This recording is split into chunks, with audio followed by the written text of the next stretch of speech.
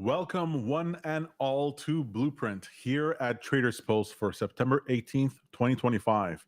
I'm one of your hosts, Tom Hartman, your friendly neighborhood strategy coder, joined as always by my plucky sidekick, Peter Hartman, repping the Traders Post marketing crew. And yes, we're back, but this time, instead of coding PineScript strategies, I wanted to explain how I went from making $0 to $10,000 a month as a professional PineScript coder. That's right.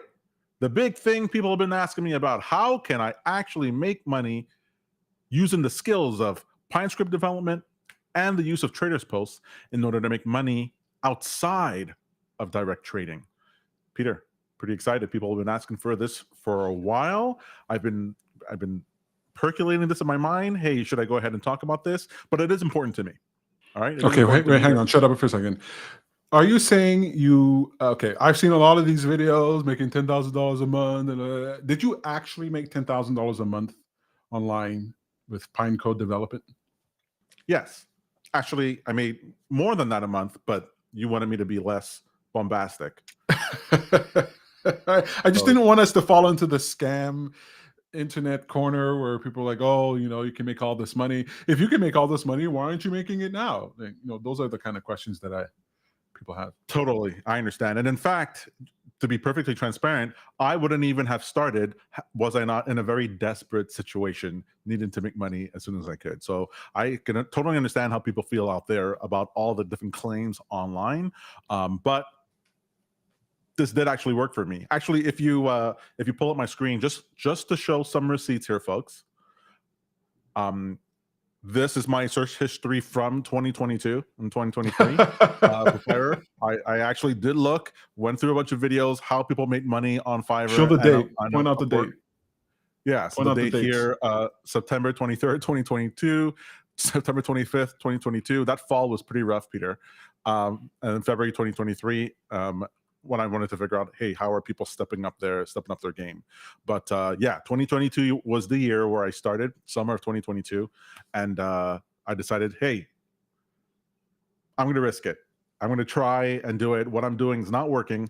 I had lost a bunch of money in the markets, and I was like, is there a way for me to still be exposed to markets, but make money in a completely different way without selling a trading course or all the regular things that you see in retail trading? All right, we were talking about this, and I actually like this point. I want to emphasize it. It's something that Tom talks about in our private life all the time. You can make money trading, right, as a trader directly, but there's all these tangential ways you can make money trading. There's all these ways that you can make money in the space without necessarily trading. So on Blueprint, we're often coding PineScript. Well, that's a skill that you have, and that's a monetizable skill. And you might want to learn PineScript in order for you to develop your own automated strategies, your own bots, your own indicators. But that's also useful for other people who don't know how to Pine code, but also want to have those indicators and have those strategies developed for them. So that's the world that you're talking about here today in this video. This satellite way of making money in the trading space. That's right. And the reason I'm excited for it was that I wasn't sure what AI would do, right? As we've even seen in the Blueprint episodes, we've been using AI in order to generate PineScripts, indicators, and strategies. So I was like, well, where does that leave people like how I was a few years ago? Can someone even get into the space and make money if you could just go onto ChatGPT and make your own indicator? Yes, absolutely. What I found out is that we're following very much Harry Potter rules, and then just because you know magic, there are good wizards and bad wizards. All right, and just because you have access to the thing that can do a spell, you have access to AI that can generate a bunch of things, it is by no means a promise that your regular person can go in and just code something from scratch. Especially as these platforms develop, as you follow along with it, it gets more complex, and you actually need a developer more than ever before in order, one, to clarify your thinking. How should I actually think about this? How do I even tell if this code is properly written? And should I put money behind it? Right? And so coders now are needed even more than ever before. And I think it's going to be a renaissance for for software developers. Sort of like when we had, do you remember, Peter, when we went from Yahoo directories to Google search? And then it used to be that for Google search, I mean, it blew Yahoo directories out of the water, or all these directories out of the water, because you'd have to pay, what was it, $100,000 a month, a year, or whatever it is, just to be listed in some of these directories. That was the game. You wanted to be atop of these directories. You want your banners there in order to get views. And the Google's like, no, we're going to index everything. We're going to crawl all the pages, and you're going to be able to just literally go into one search box on a white page and find what you need. Well, then SEO started. Search engine optimization started. And it used to be that all you needed to do was like have white text on a white background at the bottom of your page with 1,000 keyword terms, and boom, you rank to the top of the page for there. Sounds like you're speaking from experience. Absolutely. Well, now we're so far beyond that, right? It is far more complex to do search engine optimization, and it spawned an entire new industry. So it turned out this thing that was like, well, why do I even need anything, because I had Yahoo directories, or it's so easy for me to game the system. I could just type in what I need to do, put white text on a white background, whatever, all these black hat stuff, and I could be found. Why would I ever need to pay anyone in order to be found on the internet? Well, now, good luck trying to be found if you don't, or before social media, good luck being found if you didn't have a social media expert, or sorry, a search engine optimization expert. So the same thing is true here. We're finding for PineScript development. The number of people who want to get in the game in retail trading and want to get indicators and strategies to visualize or automate or execute an idea that they have is way more than before. These people go onto ChatGPT or whatever platform, start trying to code something, bang their head against the wall for a little bit, and they go, you know what? Might be best for me to just pay someone $5,000 in order to get this thing straight. Or people's ideas that were too grandiose before. Right? You can imagine that ideas that were too grandiose to even begin to think about, that was a $100,000 idea 3 years ago, might now be a $20,000 idea and something that someone actually wants to jump into. All right? And so there's opportunity everywhere. There's treasure everywhere. I always remember that phrase, that tweet from, or the letter from the CEO of Fiverr to his team. He goes, normal things are easy. Not with AI. Normal things are easy. Hard things are normal, and impossible things are hard. So you better step up your game and change your thinking for how things were before.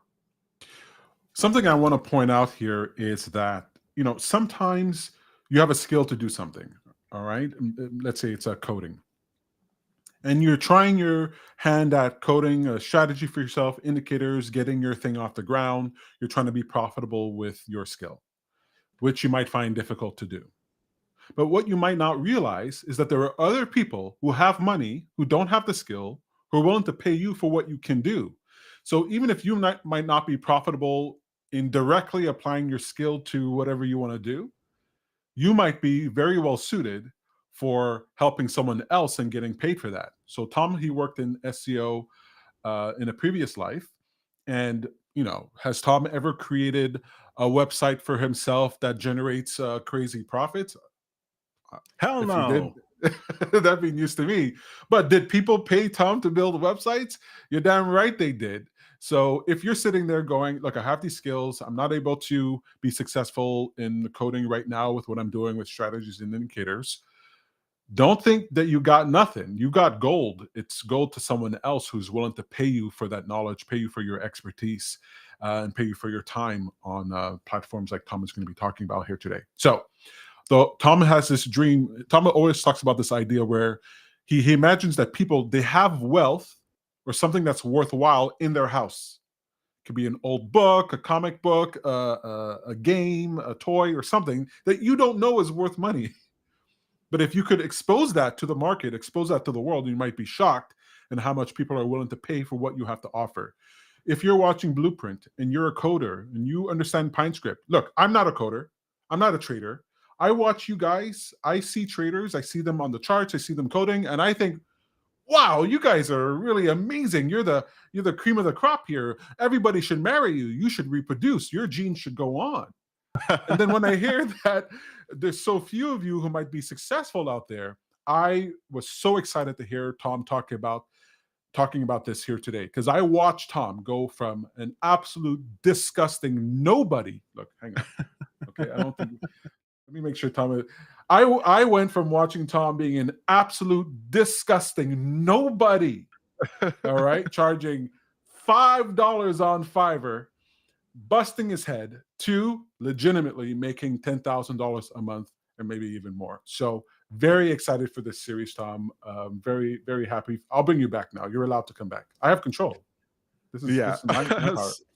So today we're going to tackle the why and how of the whole thing. There was mistakes I made at the beginning that had I known now, had I known then what I know now, it would have been a lot easier. The story of growing older. So I want to go ahead and save you some of the trouble. But we're going to continue with the series. Going to be 2 other videos in this series where we're going to be tackling the intermediate stage and then the expert stage. So I really want to focus on this video. If you're a beginner, if you're considering doing this, or you just started, these are things you want to keep in mind. But I did want to touch on first what you were just talking about here, the why of doing it. All right. So yes, Peter, the first reason why did I even try doing gigs was like you mentioned, I wasn't crushing P&L. And I had real market coding knowledge worth renting out. So that was like my number one thing over here, that I just kept losing money again and again in markets. Sure, I kept losing money again and again in markets, and I was like, I am not figuring this out. This is not working for me. So I was like, there has to be a different way for me here to use the knowledge that I had. In fact, I was losing my money all the time, and I blamed the indicators I was using. So I said, let me make my own indicators. I have a background in coding. I was in a digital marketing for 15 years. I could code in 5 different programming languages. Let me just go ahead and tackle this Pine script, which is even easier than to learn, and surface information from the chart in order to figure out why am I doing so poorly. And in doing so, I was learning how to do PineScript. I learned how to do it. Then I tried to hire somebody for PineScript in order for them to do something that I wanted them to do, and they couldn't do it properly. So I was like, oh, this is interesting. Well, I have a little time to kill. Let me just go ahead and post a gig on Fiverr. This was July, August of 2022. Let me just go post a gig there and just see, maybe I'll learn faster I'll learn faster PineScript and learn what it is faster if I was making things for other people. And so that's where I started. And once I got first message on there, I was like, oh, this is pretty interesting. But the first thing was that I was failing in the trading space, and I was like, I still am interested in retail trading. What's another way of participating in this space? After that, I as with many other people, I was in a dead-end job. Peter knows this. I was going nowhere and quick. So I was like, I need somewhere out of this. And this was back in the days of overemployed, where the idea is that people would have multiple jobs stacked on top of each other. So not like 3 jobs and I went from this job to that job to that job, but literally at the same time as you're working, doing other jobs at the same time. So I was like, well, I lost all my money in the markets. I've got no choice. I got to live multiple lives at the same time. So I had a job that at that time I could do other things at the same time. And I was doing gig work on Fiverr because of it. Third, I discovered there is real demand for PineScript help. Once I realized that I was having difficulty finding a PineScript developer, and I posted online, I saw other people are having difficulty finding PineScript developers. I think at the time, maybe there were a couple of hundred PineScript developers out there offering their services, maybe. Which is really, and you can imagine that 85% of those people were like terrible.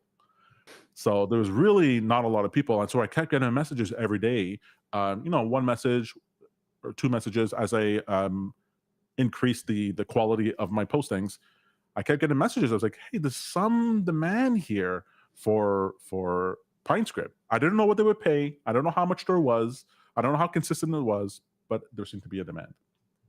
And then finally, the thing that cinched for me is that it cost me nothing extra in order to do it. So the low friction, it was 0%, $0 for the tools. I mean, I already had my subscription to TradingView. So I already had PineScript, the environment. and it was so easy to get in. It doesn't cost anything on Fiverr to open up an account. So I was like, okay, let me go ahead and try this. Let me see if I can actually turn this into something that could actually make me money. Now, keep in Is it mind, really? Go ahead. I had no reason to expect I'd be able to make the money that I made on there. All I knew was that I had no other options and a huge amount of skill in what seemed to be a completely useless thing. So I was like, let me see if I could turn this into something. Was it actually $0 to get started? I mean, there's got to be some cost associated with getting started somehow. No, I mean, maybe the marketing material for the Fiverr gig. Do you have to do a video, pictures, something? A website for No, your portfolio? not at all. All I needed, because I was in a niche here that wasn't saturated. I wasn't going into social media management. I wasn't going into creative writing or anything like that, where there's tons of people. You need to set yourself apart. I was going into an area here, a niche where almost nobody was. Almost nobody was there. And so the cost I had was my TradingView subscription, right? I was Right. paying, I don't know, what is it? $500 a year. I can't remember what it was, but I was already paying that anyway to have access Right. to trading.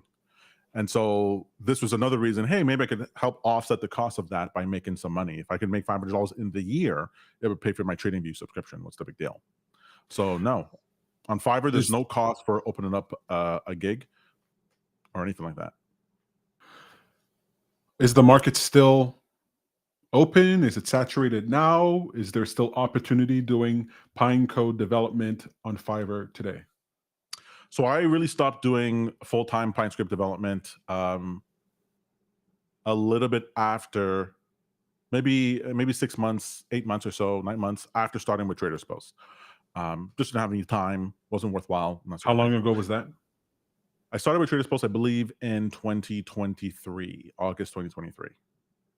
So about a year after I started my Fiverr journey, I met up with Traders Post, and then let's call it 6 months after that, quarter of a year, maybe a full year after that, I had petered off my my Fiverr gigs until I wasn't really doing anything anymore. Do I we want did to open up. say? Go ahead. Go ahead. Do we want to say how Traders Post found you, or is that private? Well, I was going to save that for. All right, save it. No. Like and subscribe because there's more coming on this topic. So, in order to see if the demand is still there, a couple of weeks ago, I turned on my Fiverr account. I was like, oh, let me just go put my Fiverr account back online. Like I started up with the ads, whatever. I was already right now I'm at 4.7 stars because some people are crazy. They'll give you 1 stars for nothing, but whatever. But I was basically 5 stars for a while, fluctuating between 4.7 and 4.8. And I turned on my profile thinking, okay, I haven't done anything in like a while, months to a year. I wonder if anyone's going to show up. I had more messages than I could possibly reply to all of a sudden. And this is like during, people aren't doing necessarily well. I was like, Right. inflation is higher. People are not going to have as much money. I didn't think we're not in this big, huge. Even though we're in a bull market, it didn't feel like the last bull market we had with all that, the skyrocket, GME, AMC, and all that stuff. We didn't have that, and I had more messages now than I ever had before. What? This is when? This was maybe 8 weeks ago. I turned on my Fiverr profile, Wow. and I was like, "Oh my god, I could even." People I willing couldn't to even manage spend how many people. real money? Real money, real money. Like thousands. Oh yeah, of course.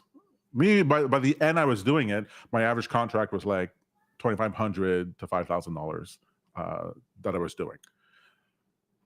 Just to show the receipts again, I did show my search history there. I'm not trying to brag over here. I'm just going to show some of the older invoices and payments that I had. I would get paid in crypto or on Fiverr. So like, here's an invoice for 2,500. Here's another thing here. This is for 1,700.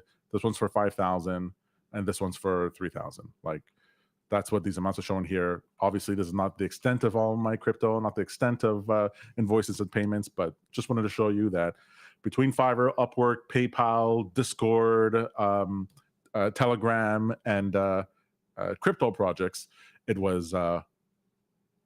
coming in. It was rolling Wow. in. It was pretty That's fun. crazy. That's true.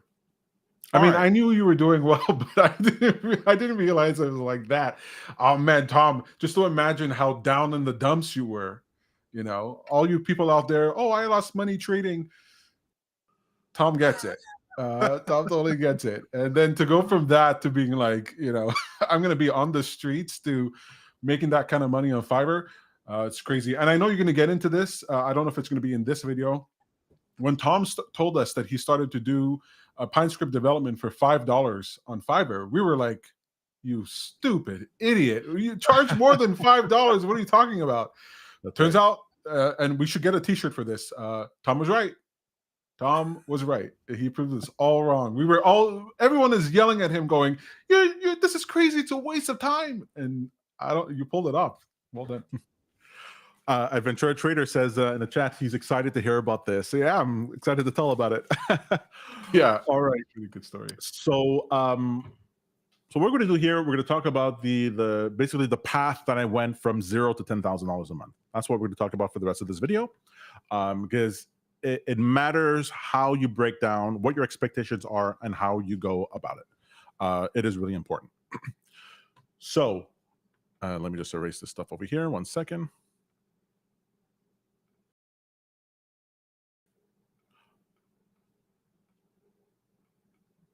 Alrighty. So how I grew to $10,000 a month. It irks me to see it. It makes me feel like I'm being so self-aggrandizing. And I do think I'm awesome, but I don't normally like to talk about it. All right. So starting off. Can we make it just off, a little bit bigger or zoom in on the bottom left? Just zoom in. Yeah, just is that better? Bit. Yeah, that's a little too big, but it's better for it to be too big than too small. Okay. So starting off, what was very important was because I had no expectation whatsoever of actually being able to make money on Fiverr. Like I didn't go in there thinking that's what I'd be doing. I just wanted to learn PineScript better, and I just wanted to see what the platform was like. I actually looked myself into doing something that really, really works. And that is I was charging between $0 and $50 for an indicator. All right. And when I say between $0 and $50, I mean mostly $0 and $5. All right. So mostly $0 and $5 I was charging for my work. And because I was so new to it, sometimes the script would take me a week to do at $0 or $5. And all I really wanted. Hang on. When you're saying new, do you mean like your knowledge of coding in Pine was not as good, or you're just new to the experience of doing it for others? Both. My knowledge of the platform. I thought it's Fiverr. Everyone expected to pay $5. I was like an idiot. I was thinking about Fiverr when it first started. I go, oh, Fiverr is about you're paying $5 for a thing. That's what I figured it was. Because originally Fiverr was all about you do this thing for $5, and the idea is that you can get visibility, you're building out your portfolio. So I was just, I'm old enough that I thought Fiverr, you're paying $5. But I also want to learn PineScript and to see what people are making out there. How can I make something better? Because this is what I did back when I was when I first started web development. I go around making $5 websites, $10 websites, just to see what it is. So I just had the same idea here. Well, there is a point. Can I make a point on this real quick? Sure. There is something to be said. If I remember correctly, one of the reasons, maybe it was a minor reason, why you started charging, such a low amount was that you're an honest broker, right?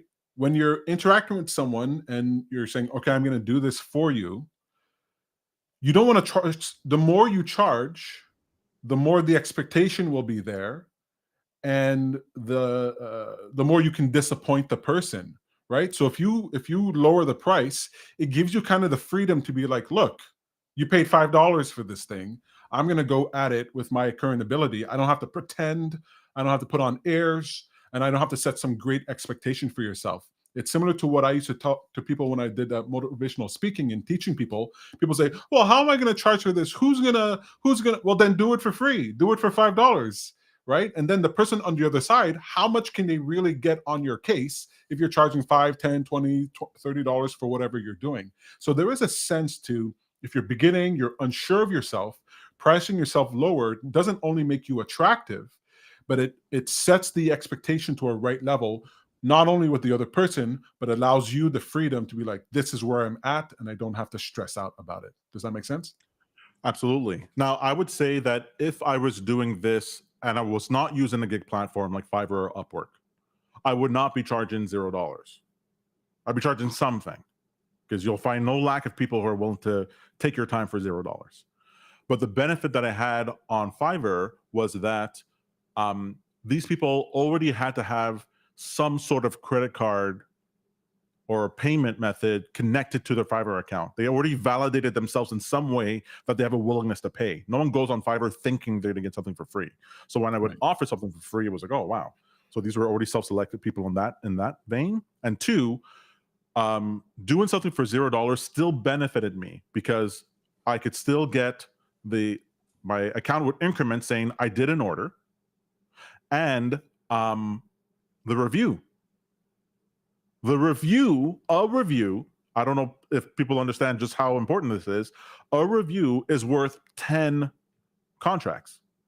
Mm-hmm. If I had 10 people who said, I'll pay you $50 for each script, but I will not write a review, and one person said, I'll give you $50 one time, but I'll write a review, I'll do that guy above the other 10. Because that bait now helps me. It's evergreen. It always helps. There's no such thing as this review is too old. And on Fiverr, that doesn't exist. It shows up as 5 stars inside your thing. You rank differently, and you're in a totally different game. So the game I was playing is that I had to beat the filter, the algo on Fiverr. And when you have 0 reviews, 0 orders completed, you're on the last page. You're gone. No one is sorting in general for, I want to find people at $0 who are charging a little, brand new, no reviews, no orders. I mean, I do, because I remember what it was like there. So I'll go to those people. There's sometimes diamonds in the rough, and they cost very little in order to get those people. And they can be very grateful. So it is a hack if you're interested in hiring people. You might want to go check there, because those guys can be really, really hungry, and there's signs for that. But as soon as you go from zero orders completed to 1 order completed, it doesn't matter how much you got for it. If you go from 0 to 1, boom, you're already in the 50th percentile, better than 50% of the people that are there. And then as soon as you get 1 5-star review, boom, you're in the 80th percentile. So the reviews are so super much important. better. Exactly, super important. So it made no sense for me to sit there. Some people go, I've seen they go, well, my time is worth more than that. I'm not going to do something for free. Well, it's not free. You are getting something out of it. Reputation. You just have to make it clear in whatever way you can, because you can't explicitly state it, that a 5-star review to you is very important. My line of choice for people, and I'm going to repeat this in every video I think from in the series, is that I never say you need to give me a 5-star review. I say my reviews are very important to me, and I want to maintain a 5-star review score. So I would rather cancel your order, give you whatever money back. You can keep whatever I gave you. I'd rather that than you give me anything less than 5 stars. Does that make sense to you? And the person goes, that makes sense to me. I understand. And well, they can get their money back. I mean, that's pretty sweet. Like, if I got that message, I'd be like, okay, that's for sure. I'll make that deal. I don't tank your reputation. And, if I wasn't happy with your work, I get my money back and I get to keep what you made. That's a fair deal. That's right. Now, I have to make sure, never make that arrangement, never say anything like that for somebody who had a history in their account of less than 5 stars. If you have a 4-star or less that you've rated somebody else inside of your history on Fiverr and Upwork, goodbye. Okay, make that clear. It means you're saying from the developer's perspective, if you're dealing with somebody and you can see in their history that they rated people less than 5 stars, beware. Not just beware, I would never deal with that person. Because either they don't understand how much that can ruin someone's account. Like they just don't get it. That it's such a big blow. You go from 5 stars to 4.9 stars, it just changes the game. You're no longer a 10. You're a 9. Like you're different. So either they do it because they don't understand, or they did understand and they did it anyway. That is absolutely horrible. They can change it. I once had a client who they were happy with everything I did. And they gave me a 4-star. And I messaged them, I go, why did you give me 4 stars? And they said, oh, I was worried that if I give you a 5-star, because you have so many 5 stars, it would look like it wasn't real. I wanted it to look real, so I gave you 4 stars. I could have flipped my table over. I go, you gave me 4 stars because you thought you were helping me? I've done that. Honestly, I've done that. Like, I'll go to pages, and if I only see 5 stars, I'll think, there's some shady business going on. Now I know more. I know how to read reviews to see if they're actually real reviews, but I get sus. But I guess, it matters. Like, you shouldn't do that. It's no longer being at the top of the list. Like you get filtered and now you're no longer on the top of the list. All right. We have some chat messages here. Do you want to read them before we move on? Go ahead. All right. I clicked on the wrong thing. Be Blue in the chat here. This message is being cut off. Sorry about that. I've actually been a freelancer for web design on Upwork for almost 10 years and made quite a bit of money. And just now realizing the obvious thing is that I could do it with PineScript on there too. That's right. Exactly. Yes. And you'll make, I can't promise anything, but the potential is that you make way more than in web design, because when you're dealing with web design, you're dealing with people who are hoping to make money through your thing, right? They might have scraped together $1,000 in order to give it to you in order to make their business, and then they have this whole other work on the back end in order to do it. When you're dealing with the retail traders, they're already spending thousands of dollars. You're already dealing with people who are, if they're dealing with a futures account, they probably at least have $25,000. If they're in crypto, they might have hundreds of thousands of dollars. And so when you're quoting to them, hey, it's $2,000 for this thing, they're not batting an eye. They're like, okay, let me go ahead and do that. Whereas you don't have that in the web development space. I've had people in the web development space who will argue with me. If I had a $500 order as a web developer, I knew that person was going to be an insane headache. But if I had a $40,000 order, I might never hear from that person until the thing was delivered. So the quality of people the quality of people within the retail trading space, sure, you get people who want something for nothing. But most of the time, if you hit on people who know what they're doing, they have money and they're willing to spend, and from all over the world. Another comment here from Be Blue. P.S. Just getting here late to this video. Your COA indicators. What's that, Tom? Confluence of alerts. Your confluence of alerts indicators. I have been customizing to my own automated strategy, and it's going really well. So thank you for those. That's awesome. I love hearing that.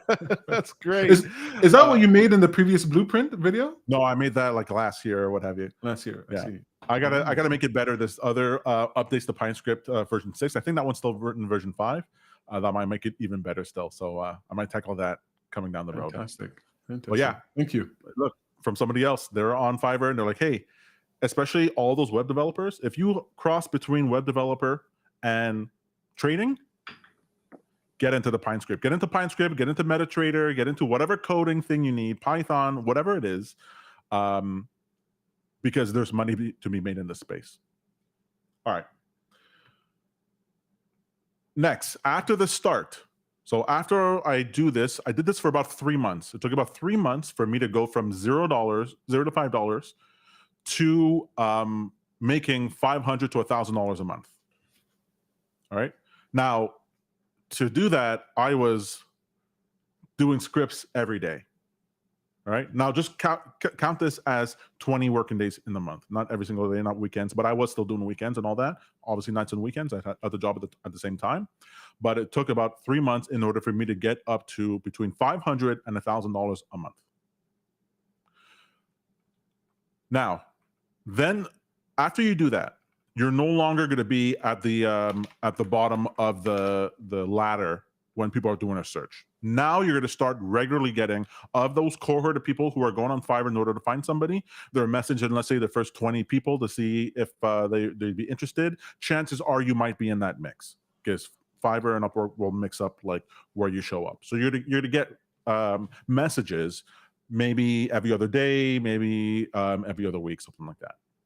But once you start getting more and more, especially as your 5-star reviews go up, you're going to want to step up your game.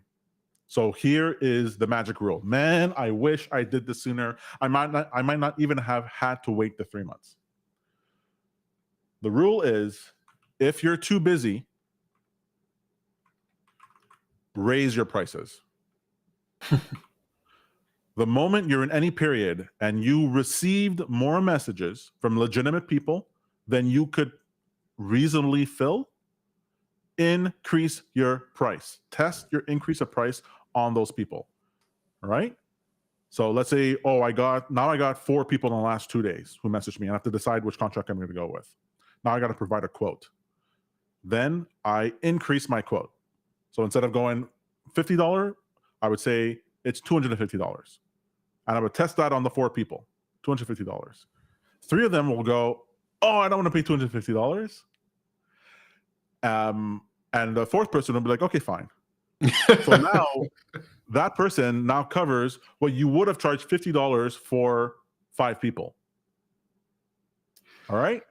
I do want to say, I just want to mention that when you're doing this, you have to literally, you can't, if your gig says $50, you can't just tell the person $250. All right.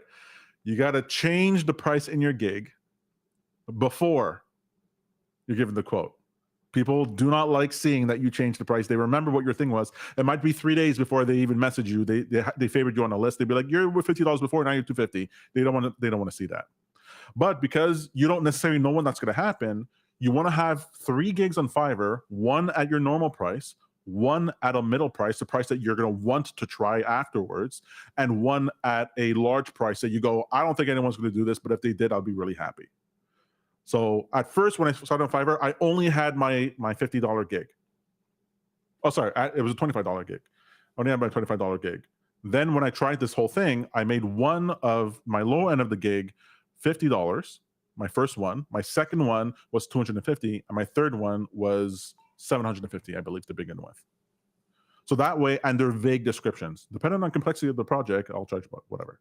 So that way, when those people are asking me, I can say what you actually need the second package for this. And I'm not just, it doesn't look like I'm just randomly coming up with a price. Even though I might be happy to do it $50, I'm going to do it now. I'm going to suggest $250 and say, yes, okay, let's go ahead. You were saying, Pete? That's very interesting. And I actually didn't think about that. There's the emotional, from what I remember, there's an emotional aspect here that was actually difficult for you to do.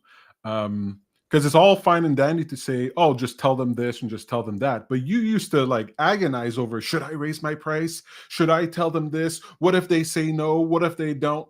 And if I remember correctly, you got to a point where you realized, because you had so many offers, you want people to say no.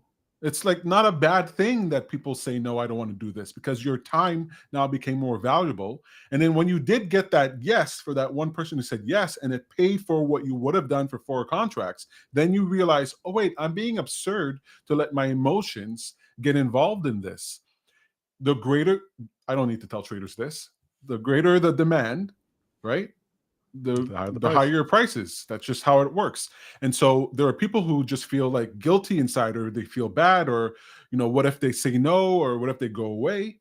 But it's actually better for you to raise your prices. So the point that you made here, Tom, on screen here, I want to bring that up. If you're too busy, that is your indicator, your sign. You must raise your prices. It's stupid not to. I'm actually glossing over this. What actually happened was that it was even harder for me because I don't like raising prices. And again, I was just doing this. I didn't think this was going to be a career or anything like that. What actually happened was that, and thanks, Ventura. He says this is great. Thank you very much. What actually happened was that one of my returning customers said, I can't believe you're charging only $50 for this. He was, I can't believe it. He goes, that's crazy. And he came back to do another contract, but I was busy with 2 other ones at $50. And he says, I'll give you $250 to do it.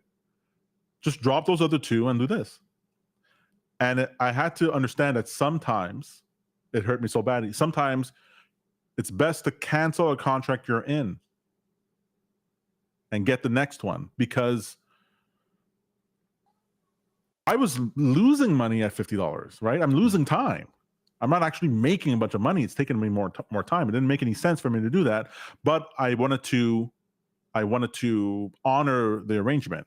So what I would tell people whenever I did a contract that was for less than it was worth the time, I always made sure to tell people afterwards, I might cancel this contract if it gets too burdensome. And they'd be like, hey, totally understand. Totally understand. You're charging me almost nothing at all. If I get it at all, I'd be happy. If I don't, I get my money back and go to somebody else. And anyone who had a problem at the beginning with me saying that, well, no, I really want this. Bye. I'm not going to take you on as a client. And so it made it easier to either cancel. And sometimes what would happen is that person would be like, well, don't cancel me. Just postpone me. Go do your other thing. Come back when you're free. Just leave this project list. Just extend the date and come back in a month when you're ready and do it then. Right. So then now I had a backlog. I did all the expensive ones at the beginning, and this backlog I could always go to later on. And some of those people would be like, okay, I'll give you an extra 100. Just don't cancel me. So it ended up being this give and take, but I had to understand that I had to keep track of the time I was spending and know exactly what I was worth. I had to count the communication time with the customer. I had to count the post delivery. I had to count all the revisions, all the time I thought about it, all that stuff that I wasn't thinking about. I have to really put a number to all that to be like, is this worth it? Or should I be working at McDonald's instead? I want to give a little teaser for people about what's going to be coming up later on the series, because this will be a series. Tom is going to he's going to talk about this. Right now we're at a bird's eye view, but we're going to get specific when it comes to, how to write your descriptions, right? The specific things that you want to offer. But the point, and as Tom and I were discussing this earlier today, and I want to emphasize here, clear and honest communication with people is key. If you are clear and you communicate clearly to the people you're talking with, even if things change, if they know that that's the game, then they're going to take it a lot better than if you just change it on the fly. You might know this as being a customer yourself. When you're interacting with someone, a business, a service, an individual, and they say something, you want to be able to trust that what they're saying you can rely on. And if you're communicating with your clients, just be clear and open about it. I remember Tom having conversations with customers, with clients saying, look, I'm too busy. I don't want to do this thing. I'm willing to do it, but I'm just letting you know, I don't know when I'm going to get it done by. If you're fine with that, if that's okay, then we can work together. If you're not, then goodbye, find someone else. Clear and honest communication. It's one of Tom's strongest points. And it's one of the greatest frustrations I see with people developing their businesses, interacting with people online. You gotta be clear. And this not only helps the customer, it helps you, right? You have to be clear in your dealings with people, or else you're gonna get into headaches. I thought you was gonna do this and arguments and that, and you don't need any of that. So be clear about that.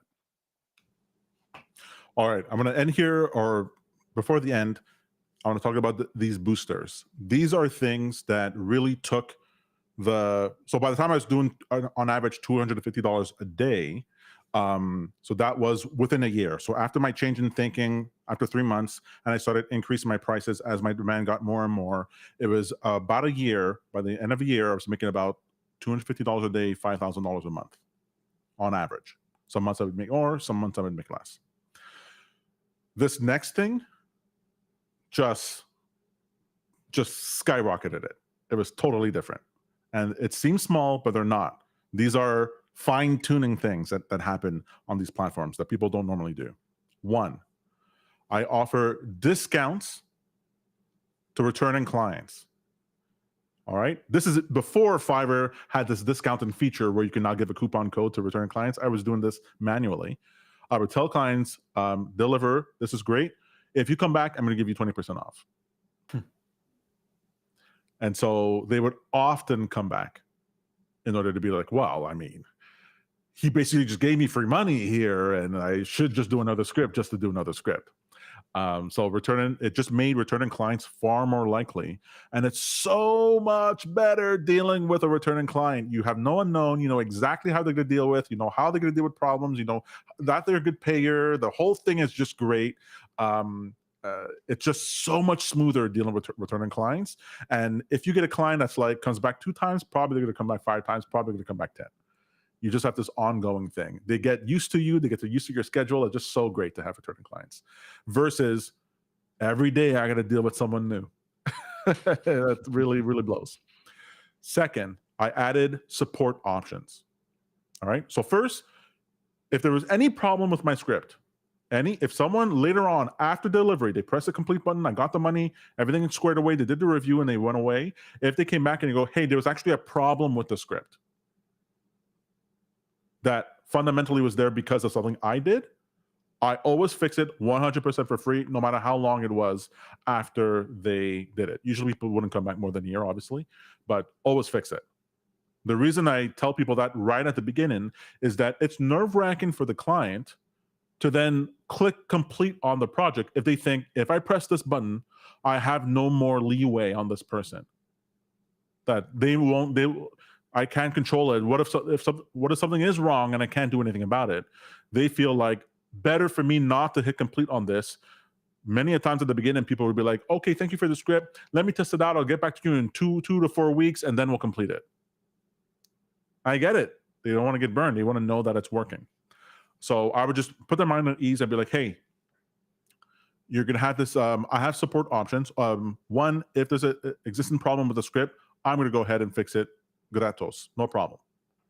2, if they use it and go, there's an added feature that I wanted. There's a revision I could have asked for, but I didn't ask it in the time. I go, here are my support options. Here are my prices for when you come back. If you need to add something, it'll be way less than if you started a new project. You can just do add-ons afterwards for the thing, no problem. As long as it's part of the original script, I'll go ahead. Now, I would make that, eventually I have to get to the point where I only offered that if they came back within 3 months. But I made it that they were super eager just to go ahead, complete the project right now, because they knew that they could go back in a month and an extra $50 they can get whatever add-ons they needed, whatever features they needed. They didn't have to worry about it. All right. So the support options were a game changer. And third, I started offering referrals. So someone referred me somebody off the site. They just referred me somebody. It was like the best of all worlds. One, I would give a referral kick to that person. Oftentimes they would actually turn it down, but I'd be like, I'll give you 15% referral fee of that contract that I get. 15, wow. 15%. On the other hand, because that person was contacting me off the platform, I didn't have to pay the 20% platform fee to Fiverr. Now, you can't do this with any customer you get from Fiverr. Don't do that. Don't tell anybody on Fiverr that, hey, come contact me off the platform. That way I can avoid the fee. You're getting your thing banned. You're getting your thing revoked. You and that other person are going to be gone. Now they have AI checking everything. Don't do that. Don't do that in the Zoom sessions that you're recording using the Zoom feature on there. Don't do it. You're going to be screwed. Don't do that. But if they refer someone to you outside, then it could be then you can have that arrangement.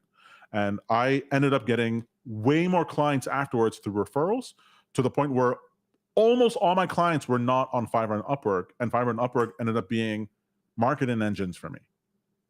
So I saved the 20% platform fee. I could give a kickback to the person for 15%, and they didn't always need that. So all in all, I actually made more money, and I enjoyed that. Now I don't get the benefit of the review, but it's a different. Some people don't want to deal with the platform directly. There's all kinds of different benefits and trade-offs. All right, we're going to go ahead and take a word from our sponsors. And when we come back, we are going to be taking a look at the 4 categories that you're going to want to keep in mind. Ask yourself this: are you making trading harder than it needs to be? If you're trading manually or still coding just to connect to your broker, yeah, it's time to upgrade. Traders Post lets you automate trades using signals from tools like TradingView or TrendSpider or even your own custom setup. It works with brokers like TradeStation, Tradeovate, Coinbase, and a bunch more. I've been using it myself, and getting started was smooth. The platform's clean, setup's quick, and once it's running, it just works. And when you're ready to scale, adding more strategies, plugging into prop firm accounts, or juggling multiple portfolios, Traders Posts handles it. It's built to grow with you. Start your free trial at traderspost.io. Trade smarter, automate your edge. All right, welcome back, folks. All right, we have one last section before we leave. This is the crucial thing. This is the thing that really you want to keep these 4 things in mind, and it will really upgrade your ability to stand out on Fiverr and on an Upwork. Now, before we get to these 4, I do want to let you guys know that we're going to be doing 2 other videos in this series of how to make money on these platforms as a gig worker for PineScript.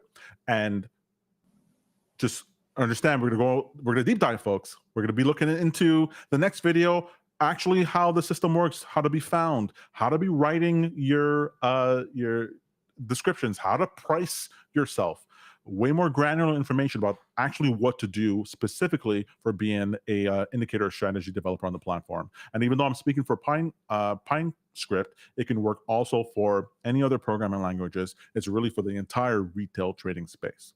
And then after that, when we deal with advanced things, we're going to be talking about once you start getting the bigger dollars, some of the things you're going to want to consider and how you can parlay your Fiverr and Upwork work into not needing those platforms at all and becoming something more for yourself, as I am today.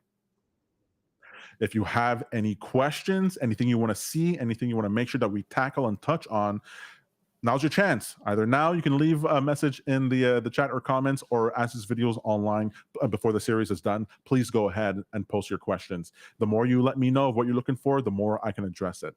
But for right now, let's go and finish off with the 4 things you want to keep in mind if you want to stand out from the crowd on Fiverr or on Upwork. Number 1, messaging. My goodness. The first thing people are seeing about you is your thumbnail for your gig, your title, and then your description. If you phone it in, if you put no attention to your image and it's skewed, some people upload a thumbnail for their gig and it all squished and skewed because they didn't think about the format for how it looks on there, or the text colors don't read well, or there's the way that their text is written, there's mistakes or what have you. Well, that attention to detail, people expect that inside of the work you'll deliver, and you have to compete with the posting next to you that aren't doing that. So your messaging is super important. That's A/B testing of your text. Maybe you'll have multiple gigs online for the same thing, the same task, but you displayed it differently. The person doesn't know all these different gigs are there. They're just seeing the gig that they're seeing. So you can have 3 different gigs, 5 different gigs online, depending on what your level is on these platforms, in order to test what the messaging is like. The trick there is that once you get an order in, you can decide, never solicit anyone, request the order directly from Fiverr. On Fiverr, they can click on the order and buy it right away. You don't want that. You want to create an offer for them, tie it to a gig, because that way you can funnel all the orders you get to a particular gig. All right. So you might have 3 gigs online with 3 different styles, but you're making sure that when you complete a gig, you always put it into one of them, because that one now gets all the 5-star, gets all the listing. Maybe you put a few other ones, but you're putting most of your pebbles into one, and that way becomes more and more and more and more and more. Super, super useful. Will you be diving more into that detail in subsequent videos? Because I think that's an important point. Absolutely. Absolutely. Right. Is your maybe I shouldn't ask you this live on air, but is your Fiverr page still up? It's online because I use it for Traders Post to see what kind of things people ask. But I am half a cash fish, half a ghost person. You're not really going to get an answer from me. But I was just wondering about the image, the messaging you were talking about, if you had an example for that. Or we can just show an example next time. Yeah, I can show it next time. Gotcha. Next up, communication. So in the same way, you want to make sure you passed everything through AI or another pair of eyes. There can't be any spelling mistakes. There can't be any grammar errors. There can't be any spacing, formatting issues. There can't be. Guys, there can't be. When you're communicating with somebody, when they're messaging you and you're messaging them, you got a message like you're messaging the president of the United States. None of this all lowercase and mashed words and, oh, I'm just messaging you on my phone quickly as I go from place to place. No. Write them clearly, proper punctuation. People would have excuses for me like, oh, I'm not a native English speaker. I don't know how to speak clearly in this. I'm just doing my best.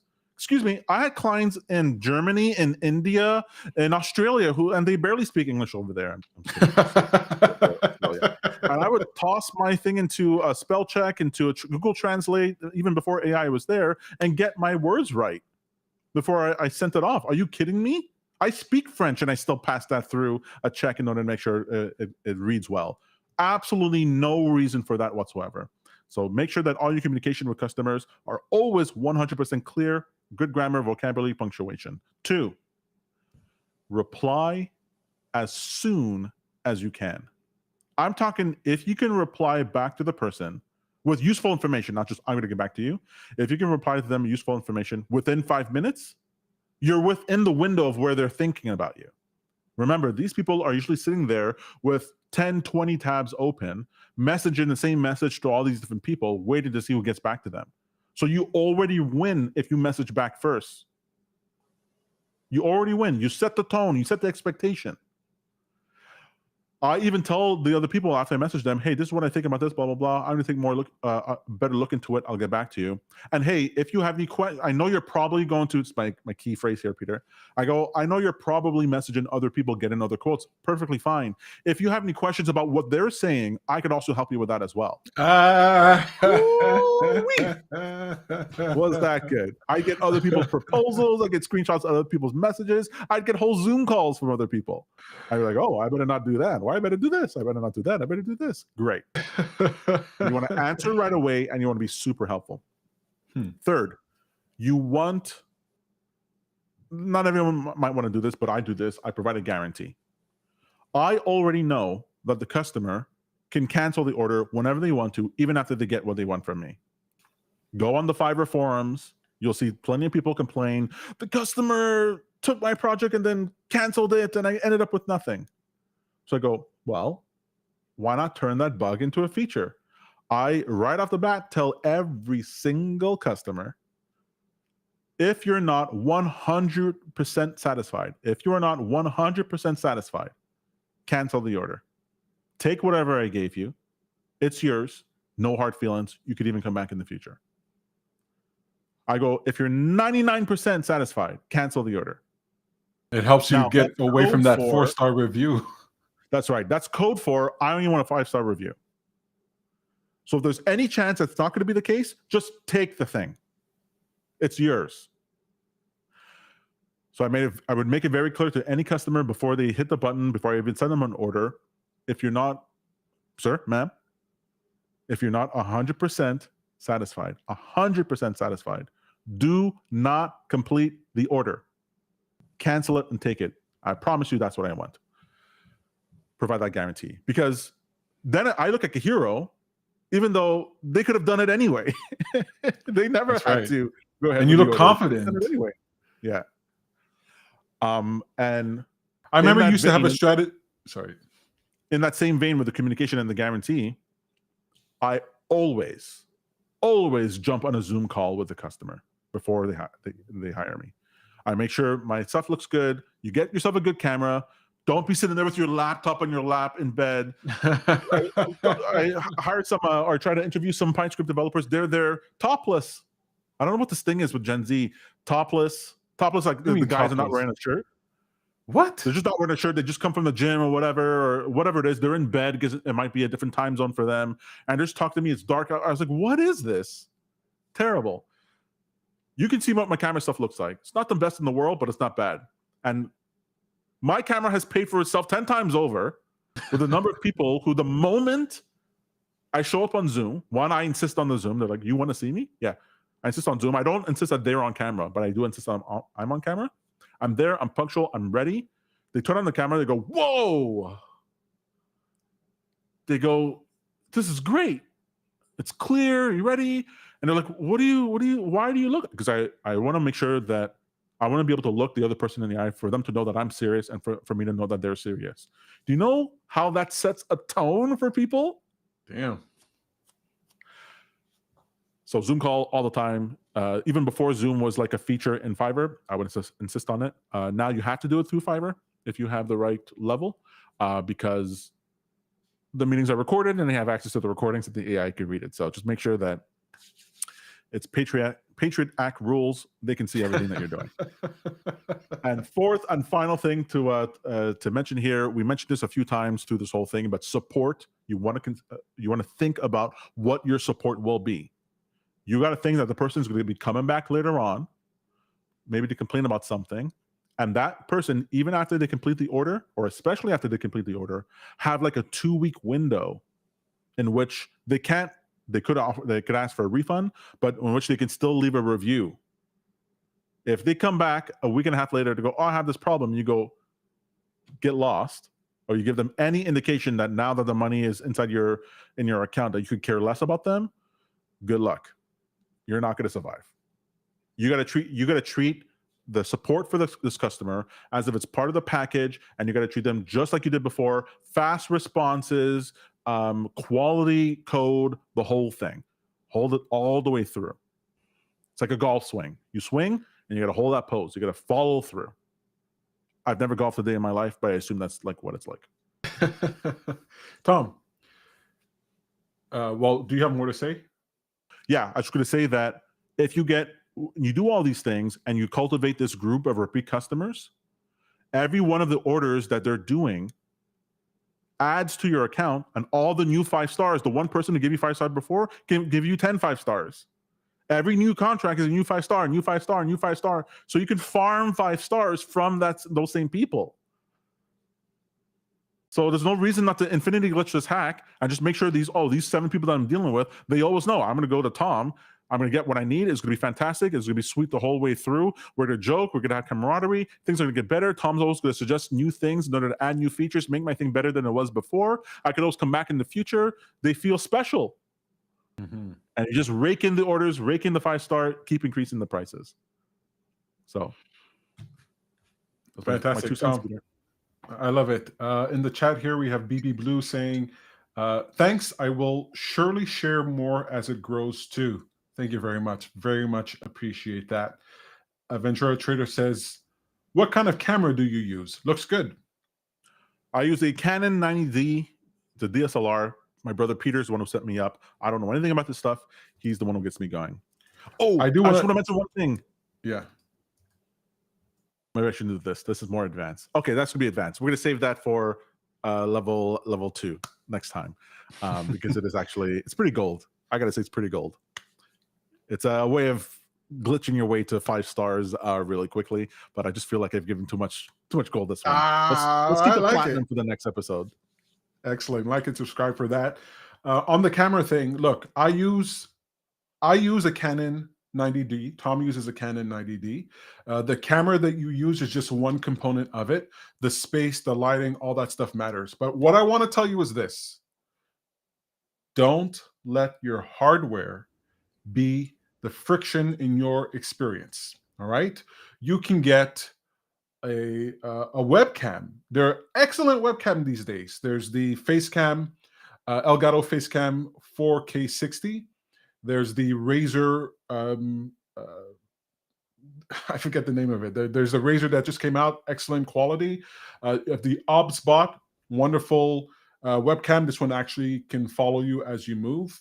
Insta360. There are excellent webcams. So if you go down the route of a professional camera or a prosumer camera like the Canon 90D or the Sony A7 III or 4, et cetera, et cetera, et cetera, all these YouTubers use, you can have a great camera, but you're going to realize there's a lot more money you have to spend in order to get that camera looking good.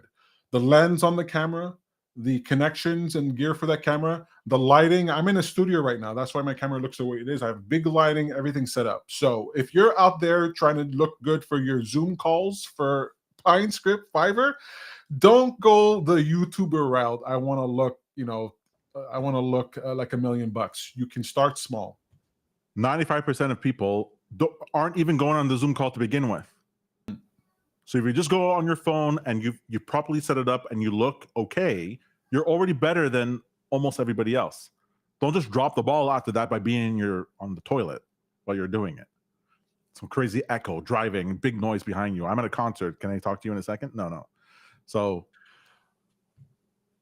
I want to ask go ahead. you, Tom. You're already there. The camera on your phone is more than enough. Even on your laptop is fine. Just make sure that the set in makes sense. Yeah, that's right. Your iPhone actually is a great camera, especially if you have anything later than the iPhone 15.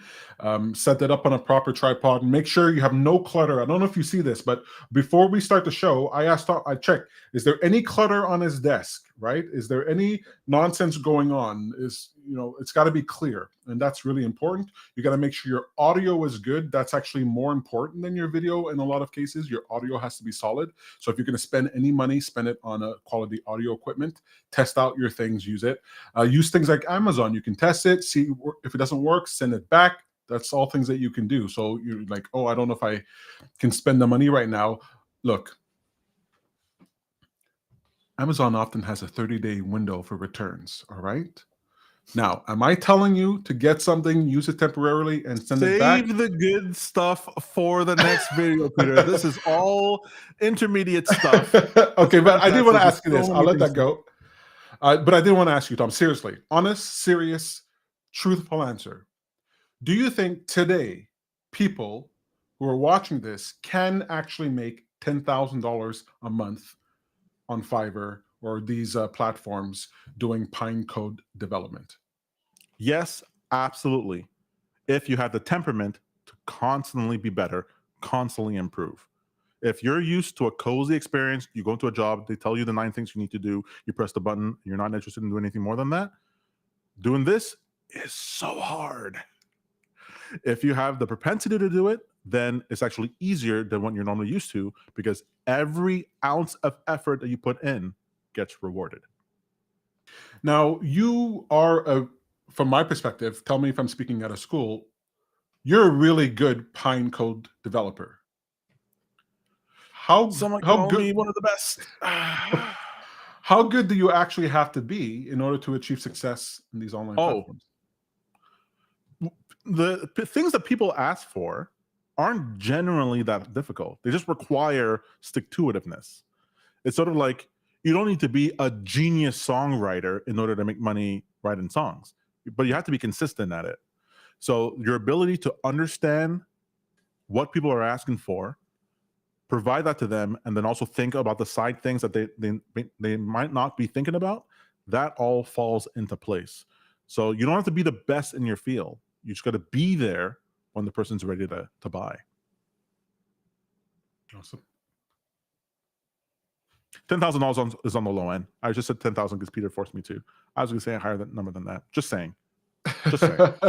I just didn't want to get into the whole YouTube corner where it's like make money online and it's all these scams and junk out there. I know this is legit, so I wanted it to be presented in the most legit fashion. I was making 10K pre-inflation. Eggs were a lot cheaper then. Just saying that. All right, guys, that's it for us for today. We'll be back next Thursday with part 2 of how to become a billionaire on Fiverr or whatever the title says. Thank you so much. And as always, happy trading.